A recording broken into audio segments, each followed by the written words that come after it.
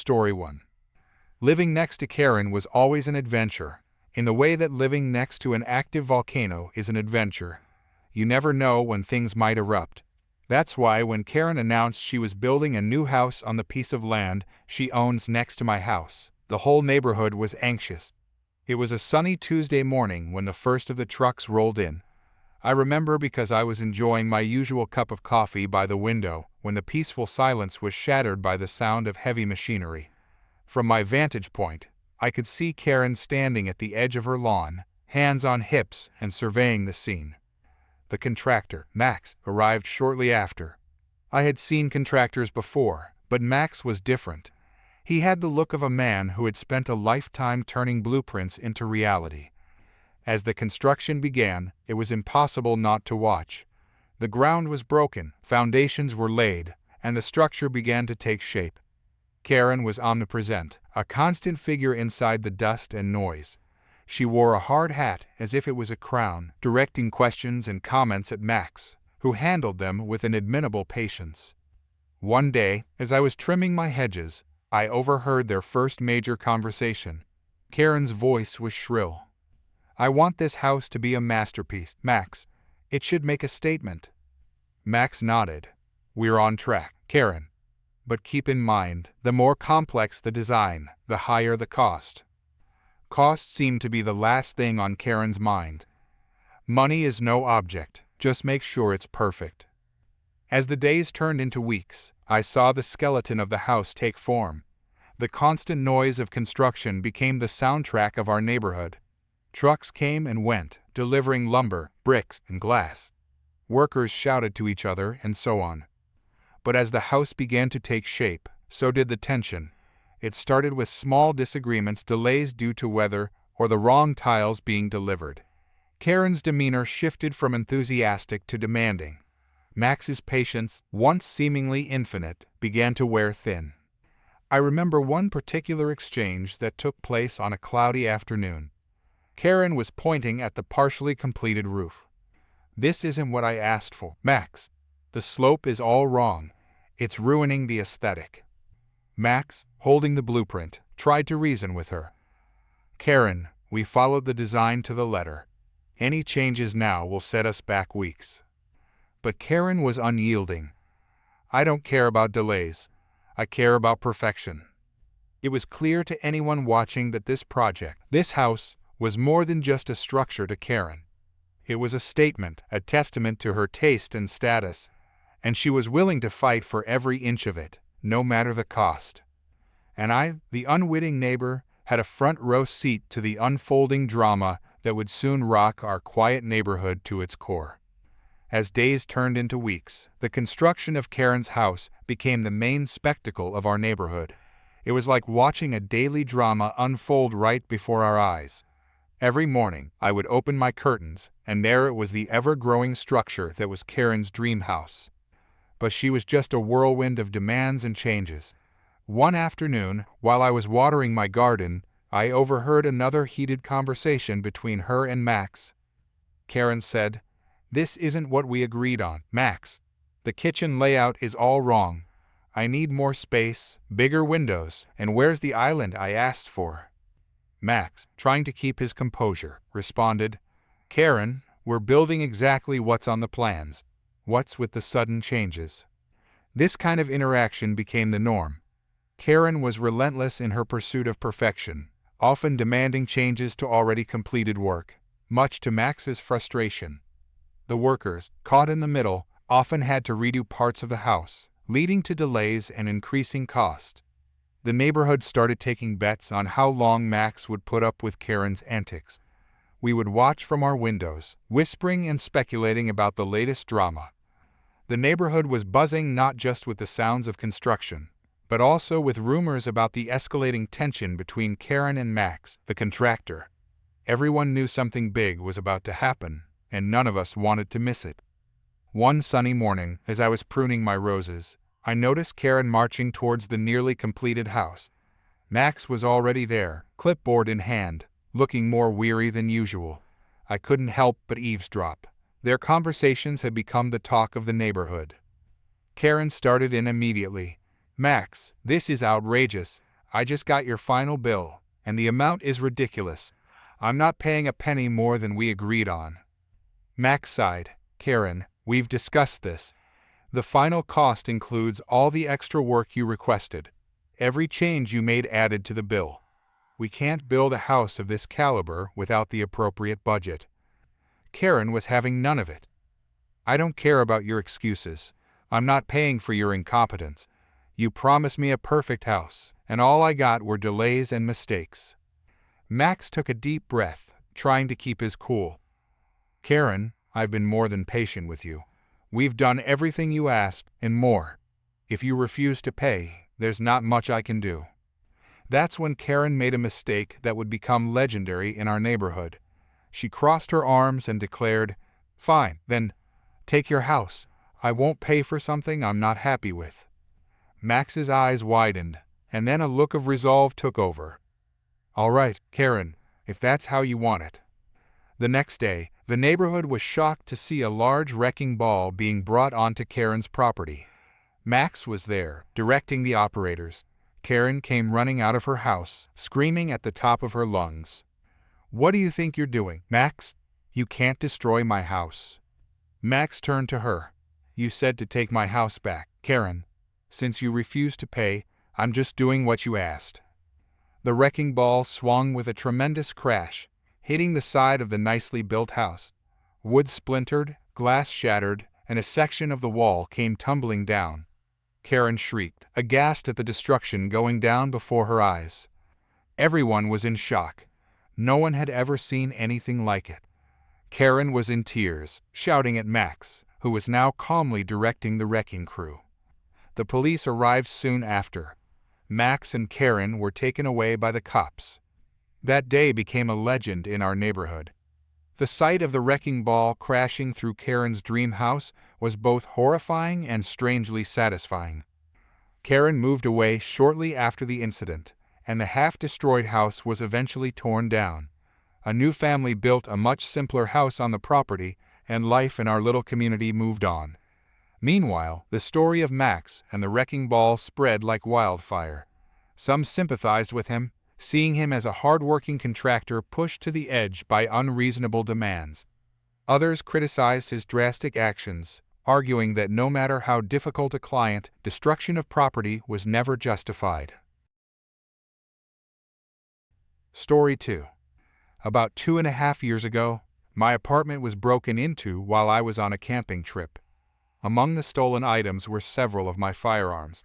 Fast forward 1.5 years later, one of my firearms was found in the possession of some individuals selling illicit substances in a small city across the state border.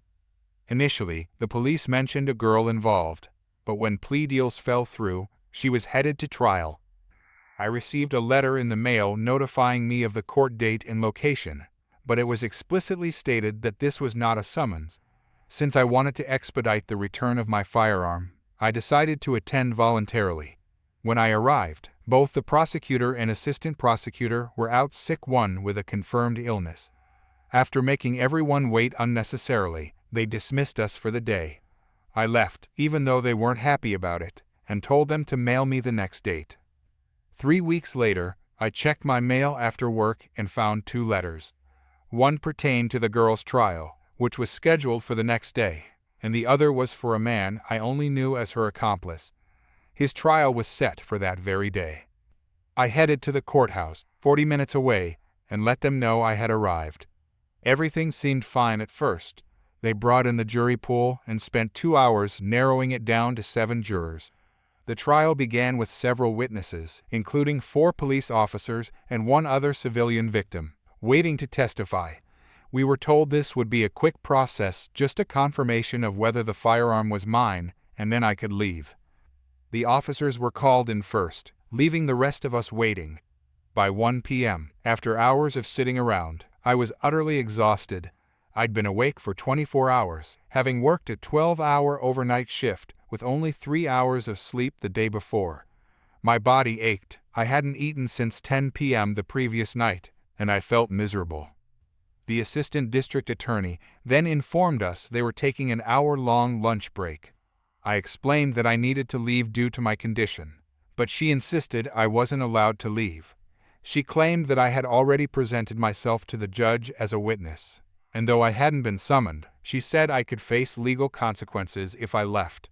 One of the officers chimed in, mentioning that the judge could detain me if I tried to go.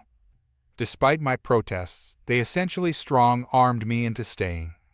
The assistant prosecutor then tried to explain that the man on trial was connected to my firearm, contradicting what my local police department had initially told me about the girl's involvement. She emphasized that I must stay and reassured me that I'd be called soon, though it was clear this meant at least another hour. Here's where things got interesting. The judge had issued a sequester order earlier that morning, barring anyone from discussing the case outside the courtroom. I decided to comply with their demands, but in the most memorable way possible. When the trial resumed, the attorneys, jury, and witnesses returned to the courtroom. The judge asked me to swear to tell the truth, which I did. Then, before any questions could begin, I announced that the assistant prosecutor had broken the sequester order by discussing case details with me during the break. This halted everything. Everyone, except the attorneys, was escorted out of the courtroom, myself included. After some time, I was called back in. The judge made me swear again to tell the truth and confirmed that I understood the importance of a fair trial. He sternly reminded me that witnesses should never volunteer information beyond what is asked. I let him finish before pointing out that I had never been officially summoned. The judge, now visibly frustrated, declared, "Then I'm ordering you to stay." Understood? I nodded and waited for the questioning to resume. When everyone returned, we all retook our oaths. The assistant prosecutor began her questioning, starting with basic details: my name, age, and occupation. Then she moved on to specifics. "Do you own firearms?" "Yes." "Did you report any stolen on this date?" "Yes." "Do you recognize this firearm as yours?" "It certainly looks like it." "Did the police department in the other state contact you about its recovery?" "No." "Who did?" "My local police department." "Did they tell you how it was recovered?" "They mentioned it was allegedly connected to a crime involving the girl's name." The defense immediately objected, and the judge struck that comment from the record. At this point, the prosecutor realized she needed to limit me to yes or no answers. However, her questions continued to be vague, allowing me to answer truthfully but without simplifying anything for her. When the defense took their turn, their line of questioning emphasized plausible deniability. "You said it looks like your firearm, but you can't confirm for sure." "I'd need to compare the serial number with the police report or the gun shop's records." "Do you know who stole your firearm?" "No." "Do you recognize the defendant?" "No." After a few more similar questions, I was dismissed. I couldn't wait to return the next day for the girl's trial, knowing the assistant prosecutor would likely be nervous about handling me again. The sequester order was officially lifted after the trial ended, so I can share this now. If my testimony caused any issues for the case, it likely didn't matter. There were enough charges against the defendant already. Perhaps he should have taken the plea deal. Story 3. Hey everyone, it's me, Lily. I'm 16, and I want to tell you about the craziest stuff that's been happening on our street. It's usually pretty chill here, but things got really wild recently. I was sitting one day on our front porch, scrolling through my phone, when Mom rolled out in her wheelchair. She's been in it since her accident a couple of years back. We were just enjoying the quiet morning, you know? Then, Mrs. Thompson from next door came over. She's cool, always giving me gardening tips. "Morning, Lily." "Morning, Sarah," she greeted us with her usual warm smile. "Morning, Mrs. Thompson," I replied. Mom just nodded and smiled. Mrs. Thompson leaned in, lowering her voice. "Have you heard about the new rule from the HOA?" Mom says, "No, what rule?" "They want all the houses painted in the same color scheme. Karen, the HOA president, is enforcing it strictly." "That's ridiculous. We just painted the house last year." I rolled my eyes. "That's so Karen." Just then, Speaking of the devil, Karen walked down the street like she owned it. She's always wearing these fancy suits and acting like she's the queen or something. She said, "Good morning, everyone. I see you've heard about the new painting rule." Mom tells her, "Yes, we have. And we're not repainting our house." "Sarah, it's for the good of the neighborhood. Uniformity is key. Our house looks fine. I won't waste money on unnecessary repainting." "You're violating the HOA rule, Sarah. There will be consequences." Mrs. Thompson tried to calm things down. "Karen, maybe we can discuss this." But Karen was on a roll. "No, it's high time everyone followed the rules. I'll be sending a formal notice, Sarah." With that, she went off. Mom sighed and looked at me. "Don't worry, Lily. We're not doing anything wrong." Mrs. Thompson says, "I'll talk to some of the other neighbors, see if we can sort this out." The next day, I was helping Mom with her garden. Mom loves gardening. It's like her thing, you know? She says it makes her feel free, even in her wheelchair. We were planting some Madonna lilies, her favorite. Then, out of nowhere, we heard this loud voice. "That's against the HOA guidelines. Guess who that was?" "Yep, Karen. Your garden exceeds the allowed number of flower types." Mom just laughed. "Karen, it's just a garden. Let it be." "This is a violation. It's in the rule book." I whispered to Mom, "Does she have anything better to do?" Mom ignored Karen and kept planting. That's when Karen started taking pictures of our garden with her phone. I said, "Seriously, lady? It's just flowers." "Rules are rules, young lady. Maybe your mother should teach you that." Mom was getting upset now. "Karen, go home. We're not doing anything wrong." Just then, our neighbor Mr. Dean walked over. He's this really chill guy, always fixing cars and stuff. He asks, "What's all the fuss about?" Karen turned to him. "They're violating the HOA garden rules. Looks like a nice garden to me." "Well, I'll be reporting this." And off she went. After she left, Mr. Dean shook his head and said, "Don't worry about her. You have a great garden over there." Mom smiled. "Thanks. I just wish she'd leave us alone." I was getting really annoyed now. "Can we do something about her? She's like a dictator." Mom said, "We'll figure something out, but let's not let her ruin our day." A few days after the garden showdown, I was in our living room, doing some homework, and Mom was in the kitchen. That's when we heard a knock on the door. I went to open it, and there stood Karen, with this fake smile plastered on her face. "Good afternoon, Lily. Is your mother home?" "Yeah, she's here, Mom. It's Karen." Mom came to the door, not looking too thrilled. "What do you want now, Karen?" Karen held up this color chart. "I'm here to discuss the repainting of your house. I've brought some color samples." "We're not repainting our house, Karen. We've been through this." "Sarah, you have to comply. It's for the aesthetic of the neighborhood." I couldn't help but butt in. "Our house looks fine. Why are you so obsessed with this?" Karen ignored me and kept talking to Mom. "If you don't repaint, there will be fines. It's in the HOA rules." Mom's face got all serious. "Karen, look around. Not everyone can afford to just repaint their house on your whim. I'm just enforcing the rules. This is not a matter of opinion. It's a rule." I said, "Rules that make no sense. Our house is fine." Karen turned to me.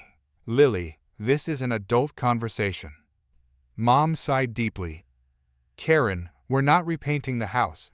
End of story." "Very well, you leave me no choice." She then turned and again walked away. The next week, Mrs. Thompson came to our house, and we all sat down. Mrs. Thompson, looking all serious, said, "I've been hearing things, Sarah. Karen's spreading rumors about you, saying you're a troublemaker and stirring up the neighborhood against you." Mom's face fell. I can't believe she's stooping this low. The next day, Mom called a neighborhood meeting at our house. She wanted to clear the air about all the rumors Karen was spreading. I helped her set up some chairs in our living room and made a bunch of snacks. Mom always says, nothing brings people together like homemade cookies. Soon, our living room was filled with neighbors. Mom wheeled herself to the front. Thank you all for coming. I know there's been a lot of talk about me and the Hoa. Mr. Dean interrupted. Sarah, we all know you're not the troublemaker here. Mom smiled at him. Thanks, Dean. But I want everyone to hear our side. Karen's been spreading rumors that I'm refusing to follow the rules just to be difficult. That's not true. I believe in keeping our neighborhood nice, but I also believe in fairness and reason. Painting our house again, so soon after the last time, isn't reasonable. It's a financial strain and completely unnecessary. I want to live in a neighborhood where we support and understand each other, not one where we're afraid of breaking petty rules. Mrs. Thompson stood up. I say we band together and talk to the Hoa board. Karen can't keep bulldozing over everyone. Everyone agreed. After the meeting, Mom looked relieved, but also a bit worried. Then she said to me, I hope this helps. I gave her a hug. It will, Mom. You were awesome. But even as we were cleaning up, I couldn't shake off this uneasy feeling. Karen wasn't the type to back down easily, and I had a feeling she was going to come back at us even harder. And, oh boy, was I right about that. So, it was around noon, and Mom and I were in the kitchen making lunch. That's when we heard someone banging on our front door, like really loud. I looked at Mom, and we both knew it had to be Karen. When I opened the door, there she was, Karen, looking angrier than I've ever seen her. I need to speak with your mother, now. Mom rolled into the hallway. What's the problem now, Karen? You've gone too far, Sarah. Rallying the neighbors against me? Undermining my authority? I tried to intervene. Karen, it's not like that. But Karen wasn't listening. She stepped closer to Mom. You're going to repaint your house, and you're going to stop this nonsense, or else. Mom didn't back down. Or else what, Karen? That's when things went from bad to worse. Karen reached out and pushed Mom's wheelchair, sending her to the floor. What are you doing? I yelled. Mom yelled, Karen, that's assault. Karen seemed to realize she'd gone too far. You provoked me. Mom was trying to calm down, but I could tell she was shaken. Karen, you need to leave. Now. Karen, looking a bit panicked, backed away. This isn't over, she said, before turning and walking away quickly. After Karen left, Mom and I sat in the kitchen, trying to process what had just happened. Mom, are you okay? I'm fine, Lily. But this has gone too far. We need to take action against Karen. The next day, Mom had called the police to report what Karen did, and they said they would look into it. We were sitting in our living room, still talking about what to do next, when my sister Emily stormed in. She's my big sister, about 22, and she's always been super protective of us ever since Dad died some years ago. Mom, I just heard what happened with Karen. I can't believe she did that. Mom tried to calm her down. Emily, it's okay. The police are handling it. But Emily was raging. It's not okay. She can't get away with this. Just then, we heard someone shouting outside. We all looked out the window and saw Karen, in the street, arguing with Mrs. Thompson. Emily lost it. That's it. Emily, wait, Mom said. But Emily was already out the door. I followed her, worried about what she might do. Outside, Karen was saying something about enforcing the rules, and Mrs. Thompson was arguing with her. Emily walked right up to Karen. Karen, what the hell do you think you're doing? Karen turned to Emily and said, This is none of your business. You pushed my mother. That's very much my business. Your mother was being difficult. I did what was necessary. That's when Emily really lost it. She grabbed Karen by the shoulders and shook her. You're a bully, Karen, a miserable, heartless bully. Karen tried to push Emily away, but Emily was too strong. They struggled for a moment, and then Emily swung and hit Karen, not once, but twice. Karen fell back, her face now sporting two growing black eyes. Karen was holding her face. I'm calling the police. You'll pay for this. Emily, still breathing heavily, let me lead her back to our house. She deserved it, she said. Mom was waiting for us, looking worried. Emily, what have you done? I'm sorry, Mom. I couldn't let her get away with it. I know, honey, but violence isn't the answer. We'll handle this the right way. We all sat down, trying to figure out what to do next. The police would be here any minute, and things were about to get a whole lot more complicated. The police arrived not long after Emily had punched Karen. 2 officers came to our door, looking really serious. One of them said, "We need to speak with Emily." Emily stepped forward. That would be me. The officers took us into the living room. They asked Emily to explain what happened. Emily told them everything, not leaving out a single detail, even the part where she hit Karen. The officer taking notes looked up. You understand that assaulting someone is a serious matter. I do. I just lost my temper. She pushed my disabled mom. Mom added, I reported that incident yesterday. Karen has been harassing us for weeks. The other officer, a lady, looked sympathetic. We're taking this all into account. We'll need to speak with Karen as well. A couple of days after the police visit, we got a letter in the mail. It was from the HOA, but when we opened it, we realized it was more serious than just another complaint about house colors or gardens. It was a legal notice. Mom read it out loud. It says here that Karen is pressing charges against Emily for assault, and they're also fining us for not complying with the HOA rules. Emily said, I'm so sorry, Mom. This is all my fault. Mom hugged her. It's not your fault, sweetheart, but we need to talk to a lawyer.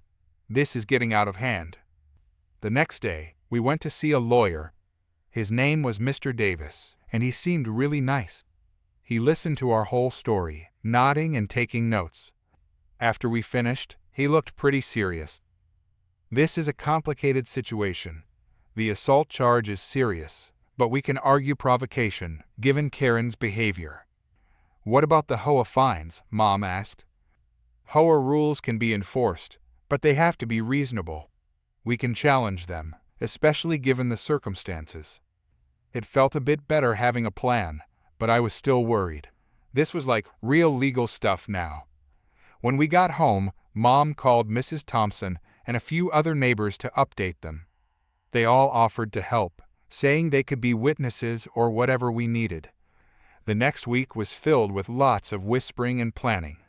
Mom and Emily were on the phone a lot, talking to Mr. Davis, our lawyer. They were discussing our strategy for dealing with Karen's charges and the HOA fines. One evening, Mom called me into the living room. We've decided to take legal action against Karen and the HOA. I was surprised. Really? Like suing them? Yes. Mr. Davis thinks we have a strong case, especially after Karen's assault and the unreasonable HOA demands. The next day, Mom and Emily went to Mr. Davis's office to get the paperwork sorted. I had school, so I couldn't go, but I was anxious all day, wondering how it was going. When I got home, Mom and Emily were already there. Then Mom announced, We filed the lawsuit. There will be a court date set, and we'll have to present our case, and so will Karen and the HOA. One afternoon, I was hanging out with my friend, Zoe. We were walking our dogs when we bumped into Mr. Nelson. He's this older guy who used to be on the HOA board, but retired last year. So I greeted him. Hey, Mr. Nelson. He smiled. Hello, Lily. I've been hearing about your family's situation. Tough time, huh? Zoe added. It's so unfair what's happening. Mr. Nelson looked around, then leaned in closer. You know, there's something you might find interesting about Karen. We both leaned in, super curious. What is it? Karen. She has a bit of a history with the previous HOA president. They had some disagreements. Disagreements? Yes, about the direction of the HOA. Some say she wanted more control, to push her own agenda. What kind of agenda? Rumors were that she wanted to make the neighborhood more exclusive. She had plans for more strict rules, higher fees. The previous president didn't agree. So, she's been trying to change things her way ever since. Seems like it, and it looks like she's targeting those who oppose her. We thanked Mr. Nelson for the info and hurried back home to tell Mom and Emily. When we told Mom, she said, "This makes sense. It's not just about rules for Karen, it's about power."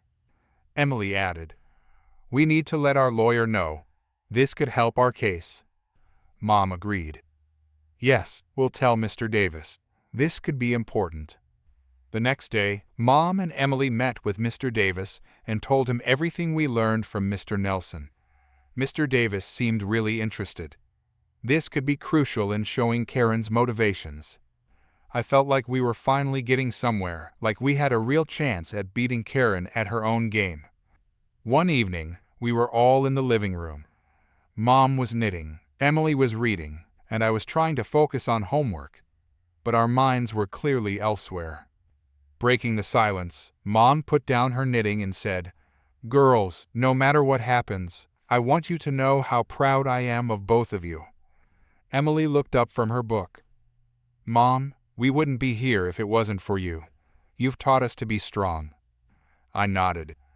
"Yeah, Mom, you're like the toughest person I know." Mom gave a small smile. "It's not easy, but it's important, and we're in this together."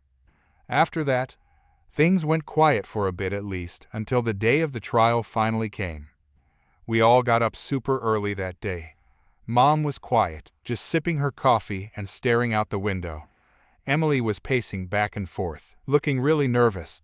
I was trying to eat some cereal, but my stomach was doing somersaults. At the courthouse, it felt super official and kind of intimidating. We met Mr. Davis there, and he looked really focused and assured us, "We're ready for this." The courtroom was packed. I saw Mrs. Thompson, Mr. Jacobs, and some other neighbors there to support us. And then there was Karen, sitting across the room, looking all smug and confident. The trial started, and it was a blur of lawyers talking, people getting called to the stand, and lots of legal jargon. Mr. Davis was really good, though. He talked about how Karen had been harassing us, about the assault on Mom, and how the HOA rules were being unfairly enforced. Then Karen's lawyer had his turn. He tried to paint us as troublemakers, saying Emily's reaction was violent and uncalled for. My heart was pounding the whole time. When Mom took the stand, she talked about how we'd lived in the neighborhood for years, how we'd always tried to be good neighbors, and how Karen's behavior had escalated. Emily also testified, admitting she lost her temper, but explaining how she was defending our mom. Then Karen took the stand. She talked about the importance of rules and tried to justify her actions. But when Mr. Davis cross-examined her, he brought up the information about her wanting more control over the HOA and her disagreements with the previous president. Karen got flustered, and it seemed like she wasn't ready for that. After what felt like forever, the judge said she'd make her decision.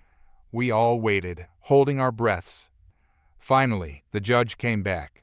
She said that while Emily's actions were wrong, they were provoked by Karen's aggression. She dismissed the assault charges against Emily, but ordered her to do some community service. As for the HOA fines and Karen's behavior, she ruled in our favor, saying the HOA rules were being applied unfairly and that Karen had overstepped her boundaries. I almost couldn't believe it. We had won. Outside the courthouse, Mom hugged both of us. Mrs. Thompson and Mr. Jacobs came over to congratulate us. "You did it, Sarah." They were really happy for us. Such good people. As we walked home, I felt this huge weight lifted off our shoulders. The next few weeks were peaceful. The HOA even elected a new president, someone much more reasonable and fair. The neighborhood started feeling like the friendly, welcoming place it used to be. And as for Karen, well, she kept a low profile after the trial. I guess she realized that she couldn't bully us around anymore. And also I believe she wasn't trying to provoke us into suing her for pushing our mom in our home. So that's the end of our crazy HOA saga. Thanks for following along with our story. It's been a wild ride, but I wouldn't change a thing. It's made us who we are today. stronger, closer, and ready for whatever comes next. Story 4. I used to work at a call center where we sat in teams of 8 to 12 people. One of the guys on my team was notorious for never contributing to our team potlucks, even though he would eat more than anyone else. To make it worse, our team had potlucks at least once a month, if not more. In November of that year, management organized a competition to see which team could donate the most money to a local shelter. The prize was a pie from a well-known local bakery. Nothing extravagant, but for some reason, one guy on our team became extremely competitive about it. He was determined to win, although none of us understood why he cared so much. By the last night of the competition, it was neck and neck between our team and another team, which also had someone equally competitive. Our teammate went around asking everyone to check their desks, cars, or anywhere they might have spare change to help us win. Of course, the one person who hadn't donated yet was the same guy who never brought anything to the potlucks. We asked him if he could contribute even a little. He admitted he had some change, but outright refused to donate. His exact words were, "Not even a quarter." This guy was a real piece of work. For context, imagine Dwight from The Office but without any redeeming qualities. To top it off, he had the disgusting habit of clipping his toenails at his desk. Despite his refusal, we managed to win thanks to our overly competitive teammate, who even went to an ATM to make sure we edged out the other team. When it came time to claim the prize, our team decided to get a cheesecake instead of the pie. Here's where things got interesting. I didn't think it was fair for the one person who refused to donate to share in the reward. So I sent an email to the team that said something along the lines of, "We won. Anyone who donated is welcome to have some cheesecake." Within 5 minutes, my manager pulled me aside to say that I couldn't exclude anyone from the potluck, as it went against the rules. I explained that this situation was different because the cheesecake was a reward for a charitable donation, not part of a standard potluck. Surprisingly, my manager agreed with me. All day, I noticed the non-contributor, the guy I couldn't stand, staring longingly at the cheesecake in the middle of our area. He didn't dare take any, but it was obvious he wanted some.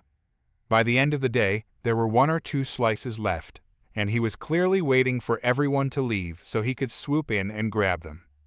I was the second to last person in the office, and it was painfully obvious what he was waiting for. So, I decided to be a bit petty. I picked up the last pieces of cheesecake, walked over to the trash can, and mashed them into the garbage, all while making eye contact with him. The next day, I got in trouble because he went to management and complained about what I had done. Honestly, it was worth it. Sometimes, you just have to take a small win against people like that. If I ever run into someone like him again, you can bet I'll be ready.